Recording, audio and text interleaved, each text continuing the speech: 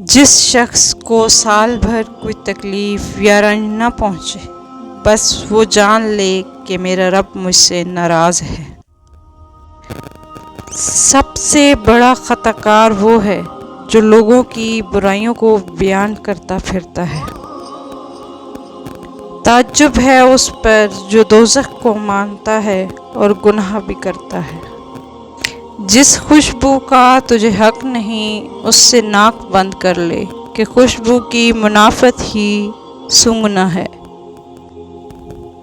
مجھے دنیا میں 3 چیزیں مرغوب ہیں: تلاوت قرآن پاک، بھوکوں کو کھانا کھلانا اور راہ خدا میں بے دریغ خیرات کرنا۔ وہ عالم جس کے علم کا نفع نہ ہو، وہ مال جو راہ خدا میں صرف نہ ہو، وہ تلوار جس سے جنگ نہ ہو، وہ علم جس پر عمل نہ ہو، اور وہ مسجد جس میں نماز نہ ہو، یہ سب ضائع ہے۔ حیرت ہے اس پر جو تقدیر کو برحق جانتا ہے، پھر بھی جانے والی چیز کا غم کرتا ہے۔ جنت کے اندر رونا عجیب ہے اور دنیا میں ہوتے ہوئے ہنسنا اس سے بھی زیادہ عجیب ہے۔ امیر کے 1 لاکھ خرچ کرنے سے فقیر کا 1 روپیہ خرچ کرنا بہتر ہے۔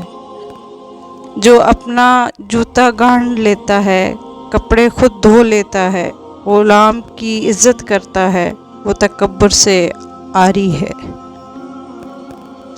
دوسروں کا بوجھ اٹھانا عبدوں کی عبادت سے بڑھ کر ہے۔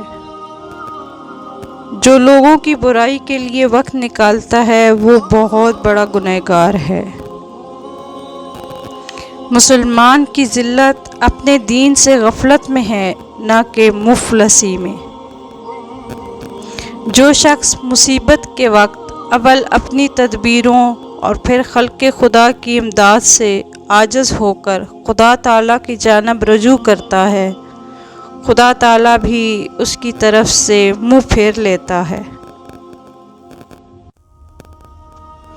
متقی کی ایک علامت یہ ہے کہ وہ سب لوگوں کے لیے یہ سمجھے کہ وہ نجات یا جائز ہے، اور اپنے متعلق یہ سمجھے کہ وہ ہلاک ہو گیا۔